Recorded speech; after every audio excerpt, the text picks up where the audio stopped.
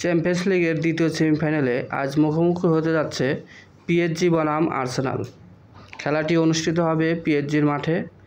পিএসজির কোচ হিসেবে থাকছে লুইস এনরিকে এবং আর্সেনালের দায়িত্বে আছেন মাইকেল আর্তেতা।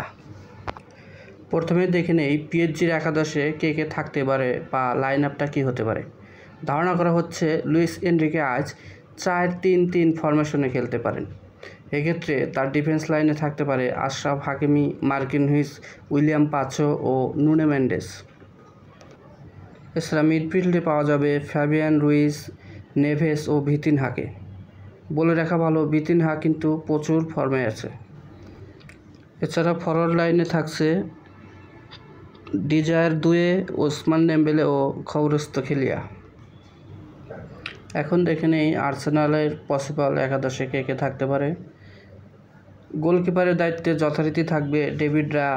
এছাড়া 4-3-3 ফরমেশনের ডিফেন্স চারজন থাকতে পারে হলো Lewis Skelly, Kiwior, William Saliba এবং টিম্বার। এছাড়া মিডফিল্ডে দুর্দান্ত ফর্মে থাকা ডেক্ল্যান রাইস, থমাস পার্টি এবং মার্টিন ওডেগার্ড থাকতে পারে এবং ফরওয়ার্ড লাইনে থাকতে পারে বুকায়ো সাকা, ট্রোসার্ড এবং মার্টিনেলি।